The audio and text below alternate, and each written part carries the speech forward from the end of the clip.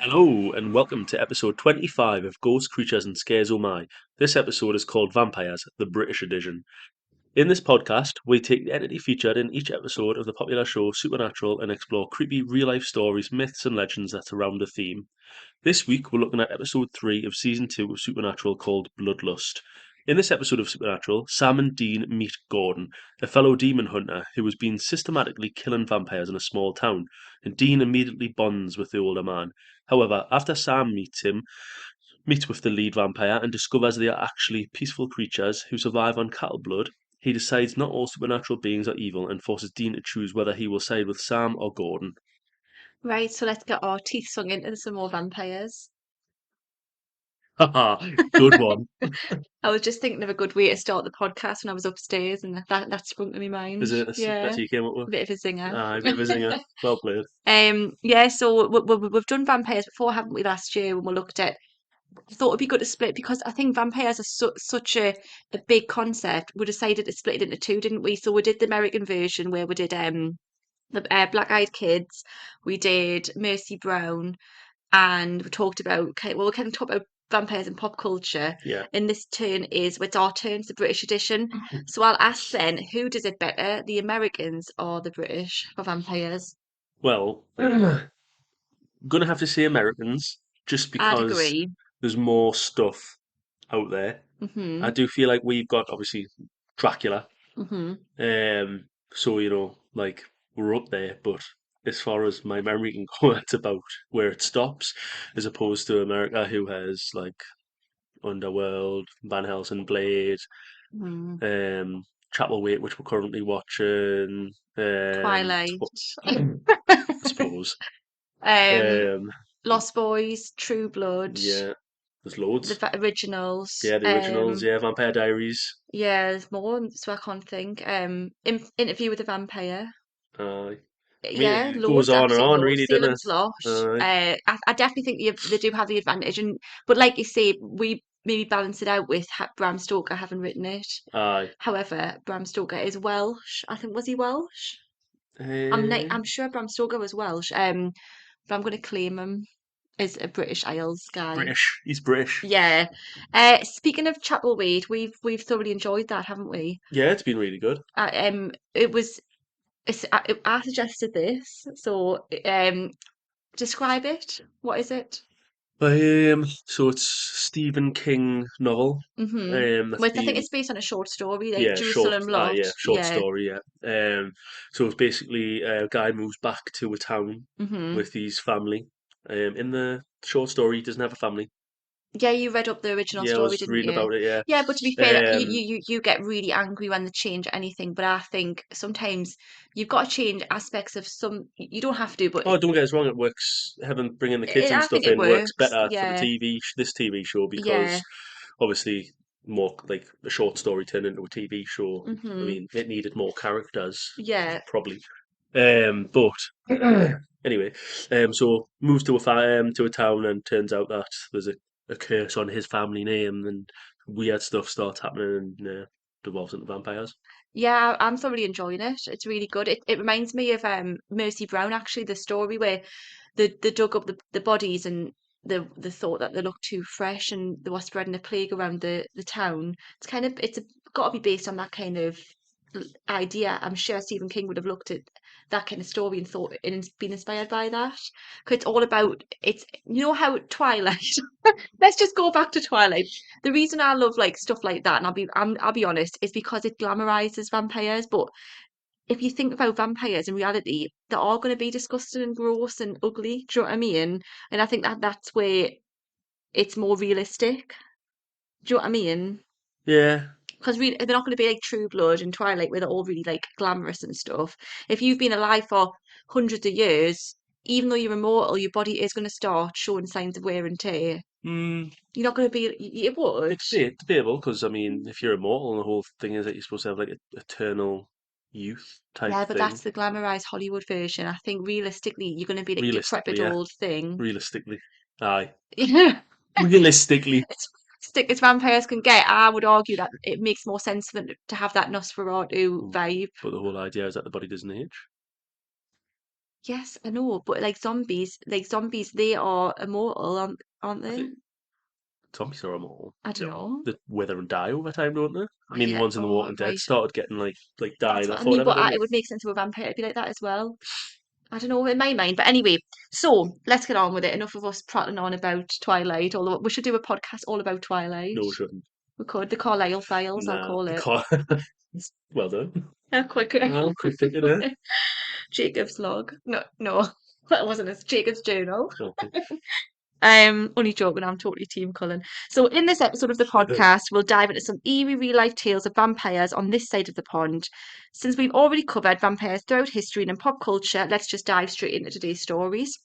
So, we're going to start with the Alnwick vampire, and I'll be really honest, I hadn't heard of this. No, never. A lot of the stories that I did for the American one, I had vaguely heard of, and for this one, but this one was quite new. So I thought I'd started off with this because it is more of a, it's very local to us. Annick's just up the road, isn't it? About half an hour away to us. Yeah, fat. If you're not from the UK or in if you are and you don't know what where Annick is, it's a countryside-ish town.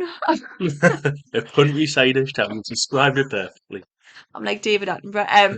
Yeah, but you know what I mean. It's more like the country kind of feel, like a village. It's not no, it's a town. It's not a city. It's not a village. It's in It's probably between. yeah. It's in betweener.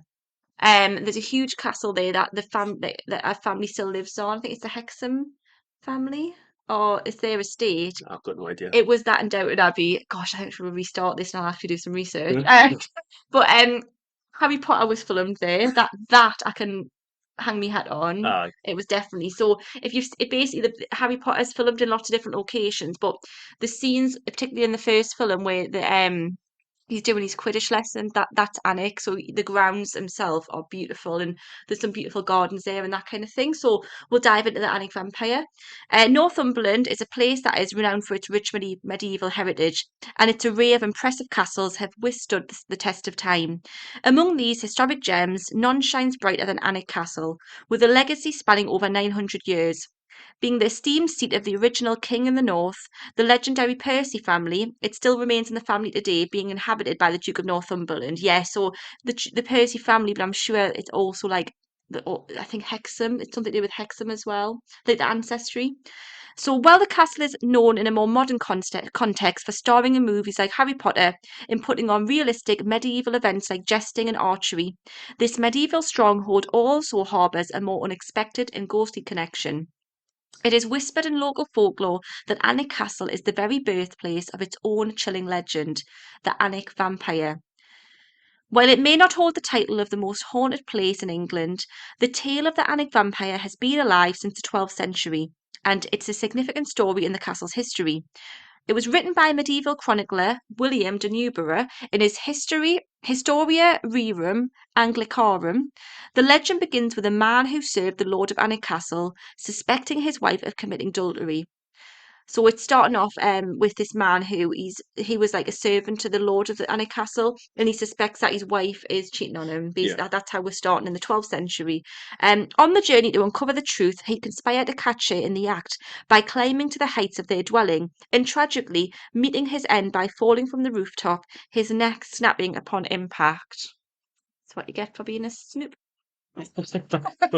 All right. Look, Well, what? What's that saying? Curiosity killed the cat. we done him in, didn't Yeah. However, despite the man being laid to rest after a traditional Christian burial, he would not rest in peace. His presence lingered around Annick, creating a sense of unease and fear among the locals. As unexplained illness began to spread and livestock mysteriously perished, the townsfolk couldn't help but point the finger of suspicion at the departed man. So there is a real link historically to, it seems, doesn't it, from the stories we've read between pestilence, illness, and the idea of vampirism. Yeah, it's all linked Yeah, together, isn't it? I think it must be. Disease comes and they start blaming that. Imagine though if you died, Hmm. and just because like you died at a specific time and randomly these diseases started spreading around, all got blamed on you. Would you? But you would know. I know. I mean, you Yeah. live. Your name would clearly live for a while.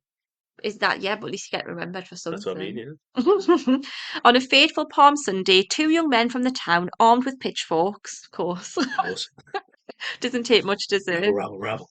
Embarked on a mission to unveil the hideout of the cadaver. It's like a bit like Lord of the Rings. Upon finding the corpse, they discovered that the burial shroud had been torn to shreds, and the body of the man was bloated, engorged, and putrid. It was a grisly spectacle that seemed to offer irrefutable proof that the revenant had indeed been nourishing itself with the blood of the living. So it's probably just been like all the gases and the disgusting things that happen when you pass away. Yeah. But they've mistaken that for an undead man who is feasting on living Aye, livestock and he's had a good stuff. feed. So, leading the body to the outskirts of the town, it was burned. It was only then that the curse that had consumed the town was lifted, bringing an abrupt end to the devastating plague and the terror of the townsfolk. To this very day, the haunting figure is referred to as the Alnwick vampire, a name coined by Denubera himself. Remarkably, his account of this eerie tale is the first recorded use of the word bloodsucker in the context of England. This is where the word came from. Aye. In Denubera's version, the vampire is demoted, and the lord of the estate becomes instead a mere retainer of the lord. Perhaps Denubera did not want to annoy the powerful Devesky family who owned Alnwick at that time. Let me just digest that. So the vampire is demoted, so he was a servant, and okay. So demoted from being the lord of the estate to a mere retainer of the lord of the estate because he didn't want to annoy the rich family. I don't really understand that part. Yeah. But never mind. The creature is seen prowling the estate post mortem, looking for trouble. The energetic corpse took to playing less than welcome house calls, bringing sickness and plague in his wake. The villagers barricaded themselves to their homes once night fell.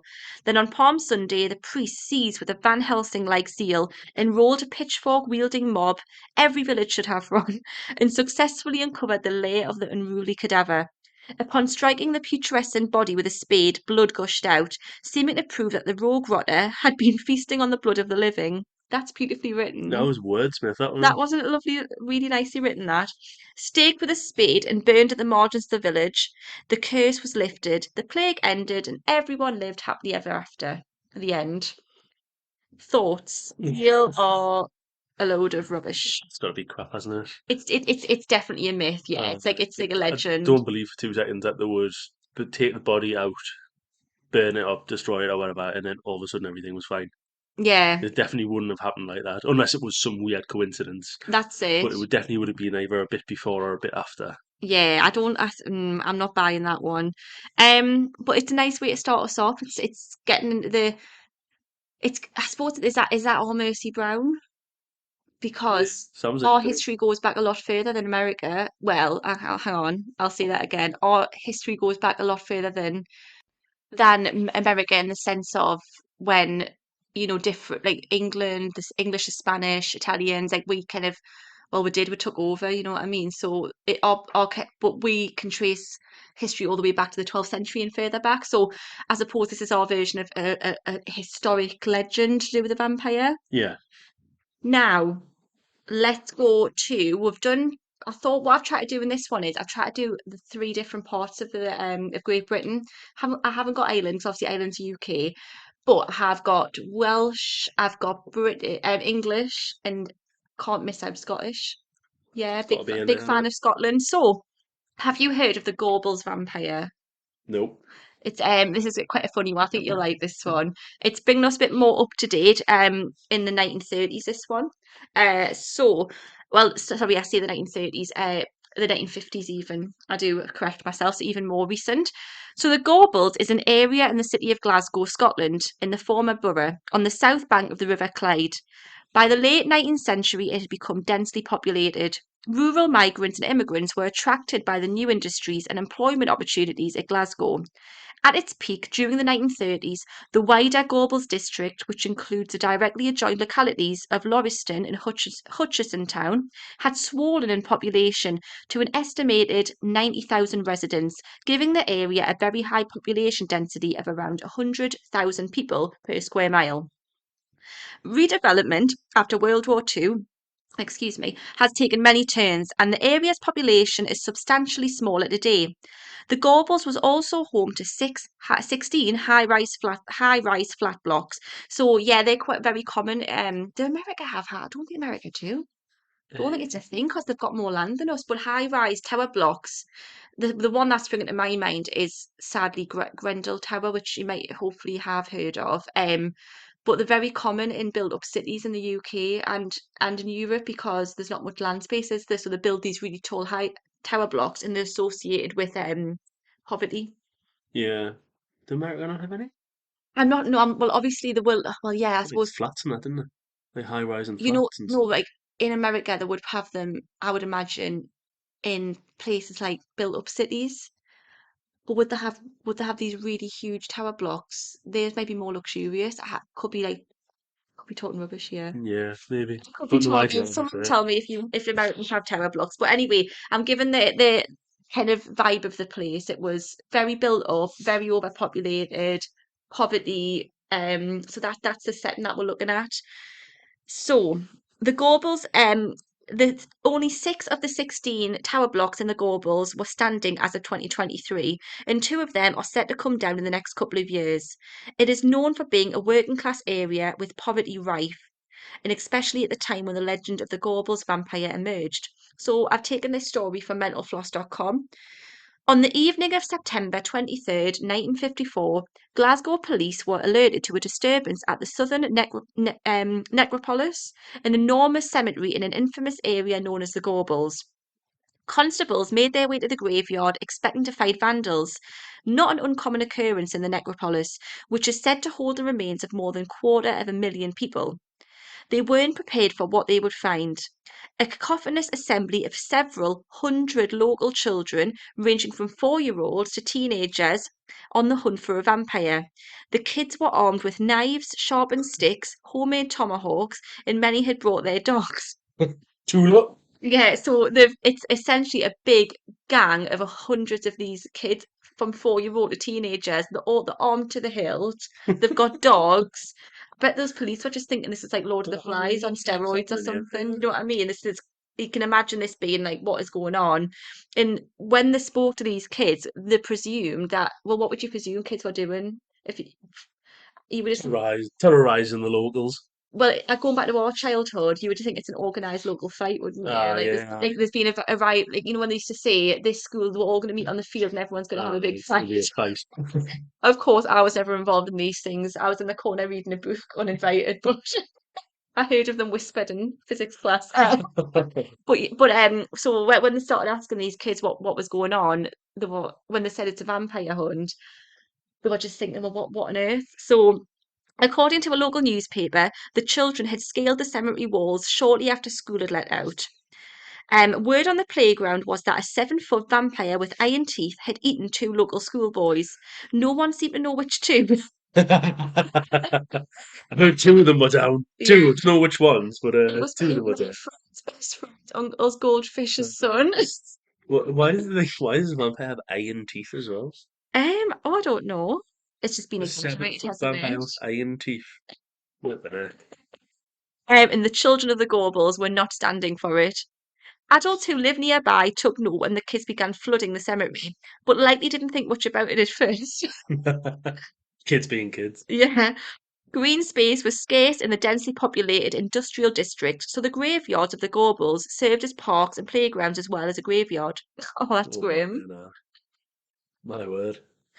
As the local papers reported, eventually the children's excited shouts and screams grew so loud that normal conversations were impossible, and someone called the police. There are conflicting accounts of what happened next, but all agree that the officers who answered the call were in over their heads.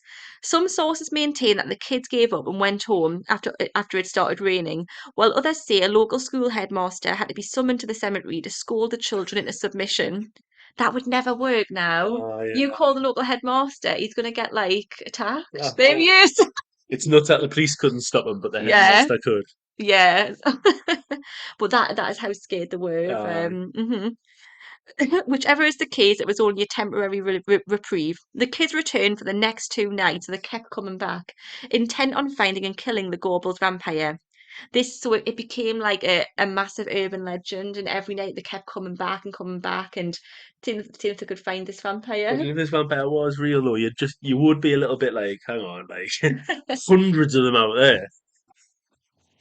I think it's brilliant. Like, Alright. and every other story I've like read about a vampire, it's like terrorized the city. But in Scotland, they're like, nah, we're not having that. Like, I love it. But they never did, of course, find the vampire. The incident added fuel to a growing controversy that found its way to Parliament and sparked a censorship law that, while rarely enforced, is still effective today. So before you I read the next bit, what could that mean, do you think? Why did it go up to Parliament and a law had to be put into place? Any thoughts? uh, What sparked this? It's kind of like a, oh, what's that word? Mass hysteria, isn't it? yeah, What sparked it off, do you think? trampling over all the graves. No, no, what made the kids go nuts? Where did they get inspired by it? Oh, like a story. Okay, so good thinking. According to a paper published in 1985 by researchers Sandy Hobbs and David Cornwall, the Gorbals incident wasn't the only one of its kind. Children in Glasgow had gathered for several hunts throughout the 1930s, with targets that included a banshee, a ghostly white lady, and the creature known as Spring-Heeled Jack. I am absolutely fascinated by Spring-Heeled Jack, and we'll have to do an episode on him once. And it wasn't even the sole incident of Glasgow. Children formed potentially dangerous mobs that autumn. And exactly 1 week after the Gorbals vampire hunt, a Scottish daily newspaper reported that several hundred Glasgow children surrounded a caravan of travellers and attempted to stone the family inside, nearly injuring a 5-month-old infant. That's not funny. That's not funny. No, the bit where they like the infant's nearly been injured isn't funny. But imagine, right? You're coming along in your caravan or whatever, Right. and all of a sudden, like hundreds of kids just swarm around you as you roll into a new town. You just be like, "What have I rolled? Like, where am I? What's going on? Yeah, where are the parents?" You'd think it would be like something from a TV show or a film, wouldn't you? Where all the parents are dead and the kids have taken over. But you know what makes me laugh about this thing, right? People go and I don't get me wrong, I'm not a big fan of video games, but people go on saying, video games are so violent. These kids needed an Xbox These desperately. needed to stay inside. At least some of them. So the incident took place several miles from the Gorbals and would have involved an entirely different group of children than those who were at the cemetery. But still, it bears a striking resemblance to what happened in the southern necropolis. The kids range from toddlers to teenagers. Toddlers, man. Toddlers out there with sticks and that. Oh, This absolutely mental. Why can I imagine our child being yeah, I was about to involved in say she this? 100% She would would. 100% be She'd be involved leading in it. this. I saw Get him! his teeth iron. Um, the siege. Why is it like Waco? The siege lasted for several hours, and police struggled to gain control, and no one knows how the whole thing got started. It's got to be like some form of whispers or something, innit? The reason the Gorbals hunt was so widely reported is that it happened to align with a strange moral panic that, having burned through the United States only a few months earlier, had made its way across the Atlantic. So this is when I'm going to link to the bit that I was talking to before, about this law having to come into place. So just months before the Gorbals hunt, the US had seen the culmination of a years-long effort to ban horror and crime comics. Basically, what they said was that this Gorbals incident, there was a big rise of imported comic books coming across from America with, like, all that 1950s stuff, like, is the Blob and that kind of, is that about 1950s, but definitely vampire stuff and that kind of thing. And it was, they said, because kids weren't, like, nowadays kids know the difference between fiction and reality because they're exposed to that much TV. Yeah, But in them days, they'd never seen anything like this before, and this really got them riled up to think that it was real. That's what they said. So that there was like a law went to Parliament to try and stop the American stuff from coming over. the Senate's trying to ruin fun. Yeah, to stop corrupting the minds of the young Glaswegian youth and toddlers. Quite the opposite of Star Wars. Yeah. The Senate. So, yeah, well, in America, the Senate Subcommittee on Juvenile Delinquency held a pair of devastating hearings on comic books in April and June of 1954, which spurred the creation of the incredibly restrictive Comics Code that essentially censored horror comics out of existence. Once the code went into effect, no comic book could make it to American newsstands if it included vampires, werewolves, zombies, ghouls, or any scene of horror. That's so sad. That's the only reason I would ever buy a comic. I mean, I'd buy comics. Oh yeah, because you love superheroes, but I'm more interested in like kind of supernaturally stuff. That would interest me more. I That mean, it that, would that be a must have proper. been revoked now, surely. Yeah, there's loads of horror comics. Yeah, that was a silly thing to Yeah, say. of course. I don't know. Loads. So there was a contingency that very much wanted to eliminate horror comics in the UK as well. According to British comics historian Martin Barger, the books had found their way into the country mostly via American soldiers stationed in the UK, and they were randomly reprinted by a few opportunistic British publishers. That's interesting. So they came over with the World War II American soldiers. In the 1999 book Pulp Demons, Parker writes that an alliance of parents, teachers, and clergy had tried to get the comics banned in the early 1950s. Oh, of course they did. Yeah. And managed to get their case taken up by Parliament. Their effort ended in frustration when some of the more sensational claims, including allegations that a Kent man who died in a shootout with police had surrounded himself with gunman comic books, were debunked by the UK's Home Secretary. Stop making up lies. It didn't help that several of the campaigners were exposed as members of the British Communist Party. It was tried again in 1953 with the creation of the Comics Campaign Council, led by a respected paediatrician who was also a member of the Communist Party. The commies don't like comics. Who'd have thought? Uh, The CCC recruited people like Deputy School Headmaster George H. Pumphrey. He sounds like fun. uh, Who authored a 1954 pamphlet called Comics and Your Children, alleging that sadism and violence are basic themes throughout American type comics. The CCC began to make some headway as other organisations, including the British Medical Association, took up the cause of vilifying horror comics. In September 1954, they were handed a gift in the form of an account of mass hysteria and frightened Scottish children primed for violence that could credibly be blamed on horror comics.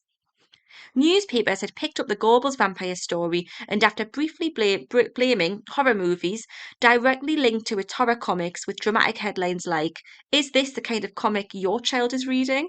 The Gorbals case was cited in a February 1955 debate in the House of Commons, with a Glasgow MP mentioning the vampire hunt and arguing that anti-comics legislation was needed to free the minds of UK children from evil influences. my goodness. Gosh, you know what I mean? Uh, That's a lot of that's like a lot of time on your hands. You I've go around got a doing lot of free this. time to be going around doing that. There was a comic book story, now this is the interesting bit, called The Vampire with the Iron Teeth, which actually appeared in a 1953 issue of a series called Dark Mysteries. But Glasgow kids didn't need to turn to American comics for a story about flesh-eating, iron-toothed monsters. Such creatures were already firmly ensconced in local legends, such as Jenny with the Iron Teeth, a figure immortalised in a 19th century poem by Scottish railway worker turned poet Alexander Anderson. The poem used to frighten children who refused to go to sleep. That'll do it. That'll help them Now sleep. you've told us that story of this monster with iron teeth. You know I can't keep my eyes open. You can't doors off straight away. Yeah, who needs Horlicks? Mm. It told of a creature that would carry away restless kids, but not before she sank her iron teeth into his wee plump sides. It's fat shaming as Brutal, well. brutal, that's my You can't word. sleep You can't sleep. and you're fat. Iron Tooth Vampire's gonna come for you. You'll carry off in the middle of the night. Kid will never sleep again. That is mental. Yeah, but these people weren't, you know, soft. The word soft. Yeah, because they would just be like, oh, okay, I need to go to sleep. So, you know what I mean? Old school, but it worked. Until they went to the cemetery of ships and Till things. hundreds of kids rolls up. It might also be significant that the Southern Necropolis Cemetery was located near an ironworks called Dixon Blazes. Why is everyone obsessed with iron? This is like industrialization gone mad. One witness remembers hearing his great-grandfather, who lived near the graveyard and probably didn't read many horror stories, telling stories of an iron man, while other locals spoke of the man with the iron teeth. And then there were the notorious living conditions of the Gorbals, which might have made children welcome a vampire hunt as a pleasant diversion from the brutalities of daily life. According to the Daily Mail, residents of the Gorbals faced some of the worst conditions of post-war Europe. The district's population, which had swelled to 90,000 in the 1930s, had tapered off a bit by the 50s, but overcrowding was still an issue, and basic sanitation was a challenge. A single residential bathroom might serve as many as 30 people, and some homes had no running water. Families were packed into poorly maintained tenements, with 6 or 8 people often sharing a single room. Children chased rats into the streets, clubbing them to death with sticks and pickaxes. When Queen Elizabeth II and Prince Philip toured the district in 1961 for a first-hand look at redevelopment efforts, the prince was warned to watch out for crumbling floorboards. Martin Baker has speculated that children might have welcomed any flight of imagination that would have distracted them from the realities of life in the Gorbals.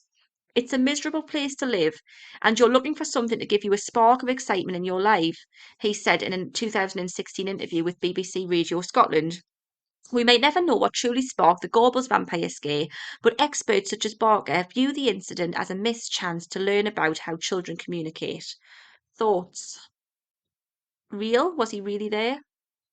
No, it was No. clearly taken from that comic. Yeah, it's definitely been an amalgamation of American comics and local folklore, hasn't it? Ah, yeah, Yeah, in the just setting. That's really interesting, the I child's think. imagination in it, just going I nuts. think it's brilliant because, Yeah. but you can imagine though, back in the day, if we were at school, we probably would have got swept up in that.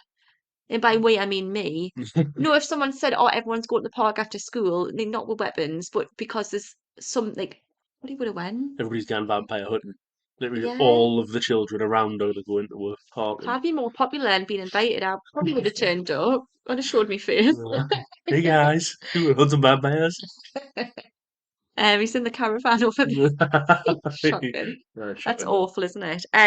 So going to finish off. It's very short this one because I'm aware that was quite a long one. So this one, I just thought I'd put this on to the end because I didn't want to miss out Wales as well. So a Welsh vampire. This is going to be interesting to pronounce. In Welsh folklore, the Gwrach Y Rhibyn, is that right? Solid effort. Was something between a fairy, a warning, and a vampire. She was usually seen at crossroads in the form of an old hag, weaving and bobbing on her tattered shawl, as if waiting to attack someone that passed by.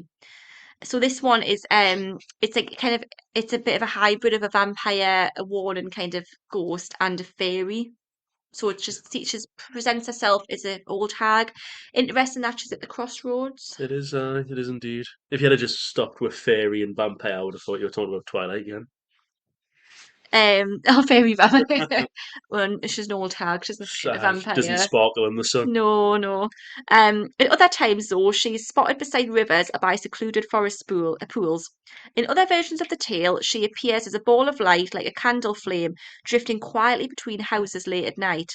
The myth of the Gwrach Y Rhibyn tends to mix with other Welsh no. How could I say that? I can't say the word Welsh. With other Welsh notions like the Canwal Corp or Corpse Candle. This phenomenon appears as a globe of bluish-white light or a flickering flame and was usually seen around graveyards or places where people died. These corpse candles are regarded as harbingers of doom, but they are also associated with evil and darkness, so it makes sense for the hag to be connected to them. Beside warning folks of impending death, sometimes by wailing like a banshee, the Gwrach Y Rhibyn was also believed to attack people as they slept. The old hag was especially fond of small children, whose blood she drank, usually in small measures, leaving them pale and sickly. If a baby wasn't growing strong and healthy, it was common for people to blame it on the hag. So again, it's linked to illness, isn't it? Yeah. And frailness and weakness. Interesting. And it's interesting that they made the connection of a banshee there because it reminds me of a banshee.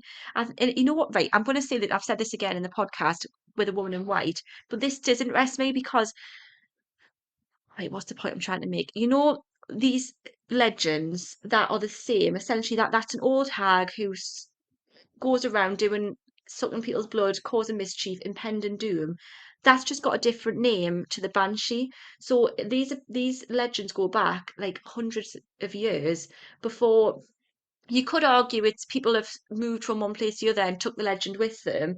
But is it not that these things are real and because it gives it a bit more believability that they're all over the world with different names? Well, You it's know one what of I the biggest mean? arguments for a lot of things, isn't it? Yeah, That so many different cultures have it, just with different names. that's what I Because there's mean. Do you loads of get what I different mean? ones. Yeah, there's loads of Yeah. different ones like that where people believe it from all different cultures, all They're different all religions, just all different similar. things, and they're just Yeah. called something else. Yeah, but when you actually dig into it, they're very similar. Yes, they might have been given the cultural kind of makeup of the place. So, you've got them the Howland spirits in Japan, thinking of it, the grudge and thing like that. Aye. But is that different to a banshee? It's just it appears more as their culture. Do you know what I mean? Yeah, Is this a real thing? I mean, I don't think that I don't believe in stuff like that, but is it? It could argue, is it a real phenomenon, and that it's just got a different name? I think that's interesting. it is interesting. Or the cynical part of me is just saying it's been people who've traveled around the world have taken these stories and they've been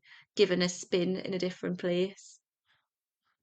Yeah, but from the amount of different And cultures that it yeah, comes from and the times that it come from, they couldn't have really travelled around as much yeah. as you do now. So there's ghosts, obviously, the idea of zombies, Werewolves, demons. vampires, Yeah, demons, it's angels, yeah, it's all sorts, interesting, isn't it? isn't it? Um, so yeah, so it says here about the kids at night. It's that kind of fear of when you're most vulnerable is when you're asleep. You know what I mean? It's just interesting. It's like the shadow people that come at night. It just that's all over the world. I think that's just really fascinating. In some descriptions, she looks like an evil old crone whose mouth is caked in dried blood, the blood of innocence. It's not clear how she drank the blood. The myth varies a bit on that one, saying sometimes that she drank it through her hollow teeth or one hollow goblet too. Others say with a long barbed tongue. None are sure the exact method, but they do know she always drank blood in small quantities, returning often to do so and allowing the victim to slowly deteriorate from disease. Other than attacking children, she also feeds upon the old who are bedridden, probably because they couldn't defend themselves from her advances. Her favourite time to attack children and adults was late at night and during the full moon. And again, that's another thing. There's so many religions and cultures who have a thing with the moon. It's quite universal. Darkness in it. Yeah, but there's something very spiritual about the moon, I think. Yeah. Yeah. There are countless tales spread all through rural areas in Wales of travellers being attacked by one of these creatures. The only known way of freeing yourself from her was to use physical force. As time went on, the vampiric elements of the Gwrach Y Rhibyn were forgotten, and she became more of a Welsh banshee than anything else. But some old tales still tell of her wicked blood drinking. So that was from moonlightvampires.com.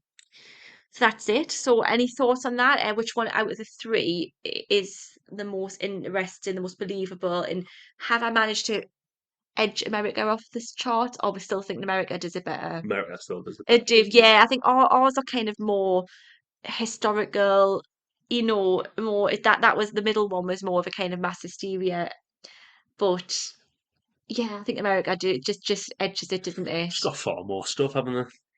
Far more stuff, yeah, far more like they've got a bigger budget Aye. to do these kind of films and TV shows, is what I would say. Aye. They do more, like, we don't really have very many, like, TV shows and No, films that are around vampires and that, whereas yeah, America have loads. I feel like sometimes I do try and like my parents and my sister, they're big fans of a lot of British dramas and stuff, and we try, don't we? But we do get into them.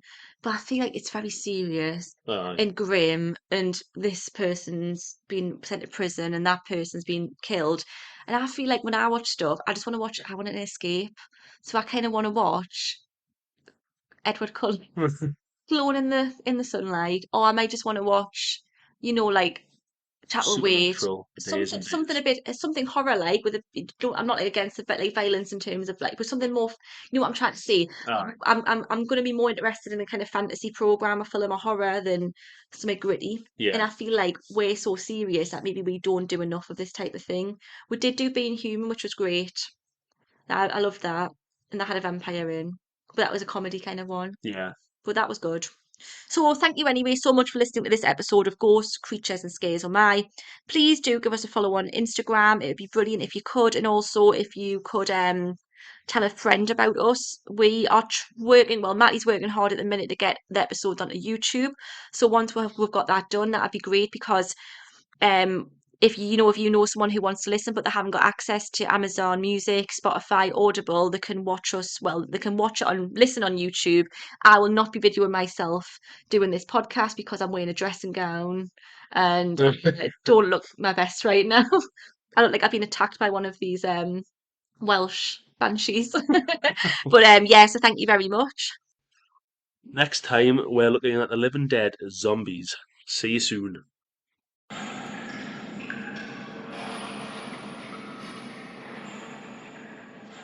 Hello, and welcome to episode 25 of Ghosts, Creatures and Scares Oh My. This episode is called Vampires, the British edition. In this podcast, we take the entity featured in each episode of the popular show Supernatural and explore creepy